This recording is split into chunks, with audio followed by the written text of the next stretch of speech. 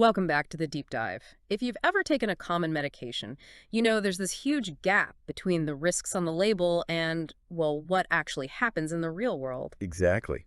And today we're talking about a class of drugs that millions of people use.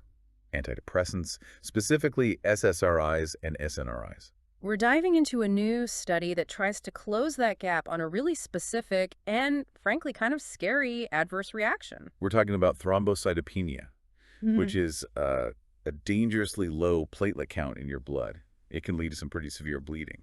And there's a real biological reason to be concerned here. We know SSRIs work on serotonin in the brain. Right, but most of the body's serotonin, something like 90% of it, is actually stored in our platelets. So if the drug is changing how serotonin works, and serotonin is key for how platelets clot, it stands to reason that your platelets might be affected. Precisely. And while that theory has been around forever, the actual data on which specific drug carries the most risk has been, a bit of a mess. Inconsistent. Which brings us to our source material. We are looking at a 2025 cohort study from Okada and colleagues.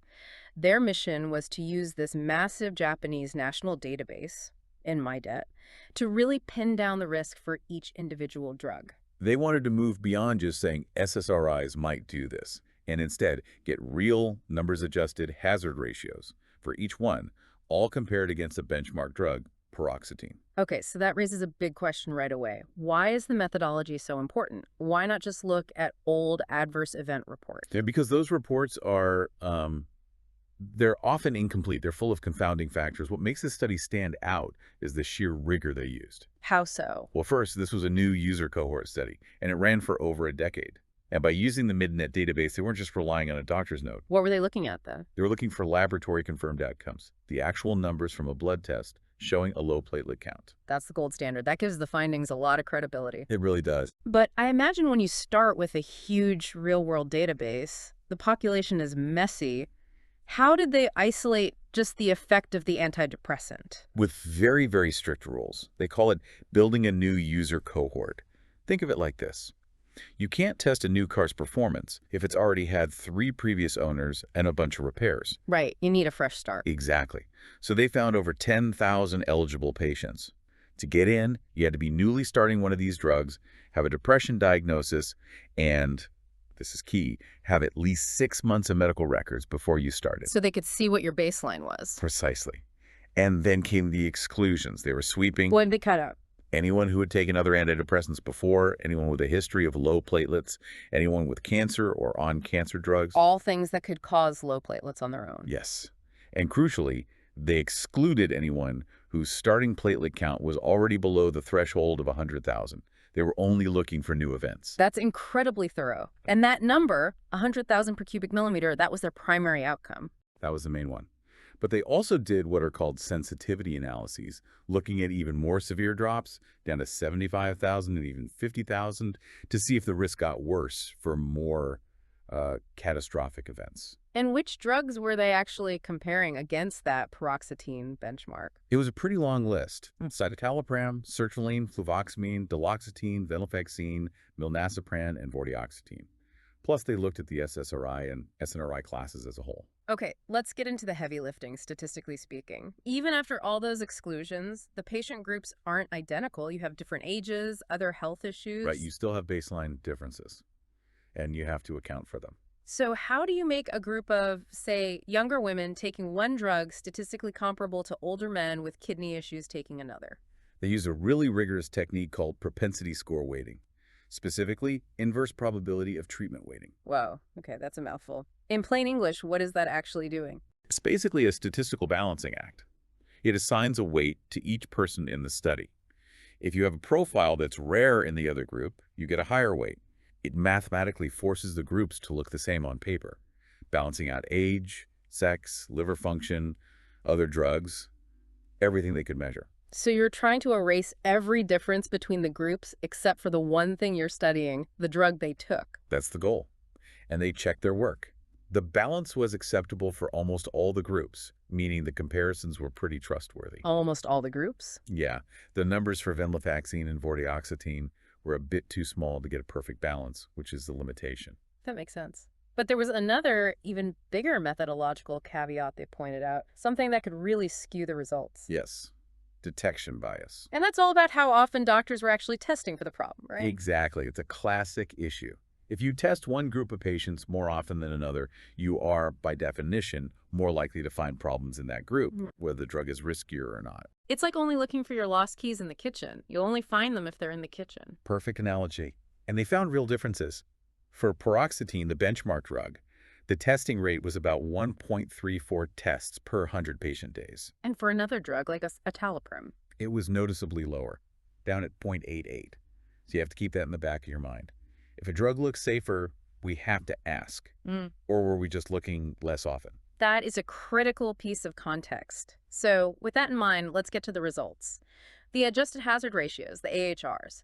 An AHR of 1 means the risk is the same as paroxetine. Higher is riskier, lower is less risky. Right, and this is where the study really delivered, moving beyond that vague class effect idea. So which drugs stood out as having a risk that was comparable to the paroxetine benchmark? The data really pointed to 2 agents in particular. Okay, let's have the numbers. For sertraline, the adjusted hazard ratio was 1.23, so an estimated 23% higher risk than paroxetine. And the other one? Fluvoxamine. Its point estimate was even higher, at an AHR of 1.48. It's almost a 50% higher estimated risk. Wow. But I'm also looking at the confidence intervals here.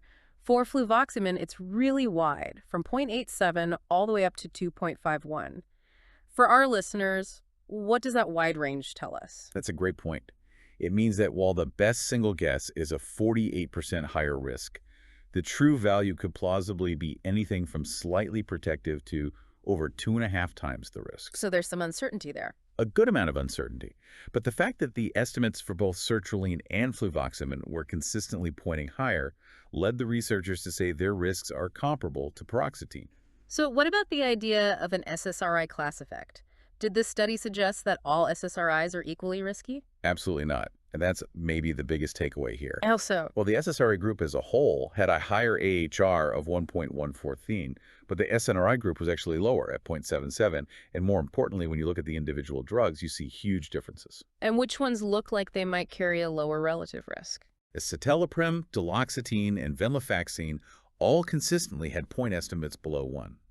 And for vortioxetine, they didn't have a single patient in their group who even developed the condition, so they couldn't even calculate a risk. That's fascinating. But let's pivot to severity. A small dip in platelets might not even be noticed, but a huge drop is a medical emergency. This is where the story gets, frankly, a bit more alarming. They specifically looked at what happened at the most severe thresholds. You mean down at a platelet count of 50,000? Yes, a level where you can have spontaneous bleeding. It's a crisis point. And what happened to the risk estimates for those problem drugs? They went up. The point estimates for risk increased when they focused only on the most catastrophic outcomes. What were the numbers at that crisis level? For sertraline, the AHR climbed to 1.29, but for fluvoxamine, it shot up to 1.95, nearly double the risk of paroxetine for this very severe outcome. A near doubling of risk for a severe event, that's a huge signal. Even with wide confidence intervals, it suggests that when these drugs do cause this rare problem, it's more likely to be a really serious one. It absolutely reinforces the need for clinical concern. And it brings us back to that class effect question. The researchers were clear. These findings do not support a simple blanket SSRI class effect. Because if it was just about serotonin, they should all be similar, but they're not. Exactly.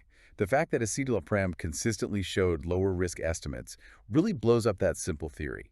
The risk seems to be specific to the compound itself. So this wasn't just an academic exercise. What was the real-world impact of this study? It had a direct regulatory consequence in Japan. This data was persuasive enough to change policy. What was the change? The official product labeling for sertraline was revised. They added thrombocytopenia as a clinically significant adverse reaction. And did they add any recommendations for doctors? Yes. They now recommend blood testing for platelets during treatment with sertraline. So that's a direct line from a big data study to patient safety. The clinical takeaway for our listeners then really focuses on those two drugs. That's right. The core message is that clinicians should really consider monitoring platelets when using sertraline or fluvoxamine, and patients should know the warning signs for bleeding. Now, every study has its weaknesses. We should touch on those before we wrap up. Of course. Despite all the strength, there's always the chance of residual confounding, some unknown factor they couldn't measure. Okay, what else? They didn't have a true negative control. They couldn't compare the risk to a depressed patient who took no antidepressant at all. Which makes it hard to pin down the absolute risk. Correct. And, it's possible paroxetine isn't even the best positive control. And as we mentioned, the data for venlafaxine and vortioxetine was pretty limited. So let's synthesize this for everyone. This huge real-world study showed that the risk of dangerously low platelets isn't a simple class effect for SSRIs. It seems to be specific to certain drugs, namely sertraline and fluvoxamine. It's a beautiful example of how good pharmacoepidemiology can take us from a vague warning to a really targeted specific safety alert. And this leaves us with a provocative thought for you. We know escitalopram consistently looked lower risk, but we also know there was a real possibility of detection bias, that doctors were ordering fewer platelet tests for those patients. So what if a future study mandated frequent, standardized platelet tests for every single patient in all groups? How might that change what we think we know? Would the low-risk drugs stay low risk, or would we start finding risks in places we simply weren't looking hard enough before? What does that tell us about how we should be monitoring for drug side effects across entire populations? Something to think about until our next deep dive.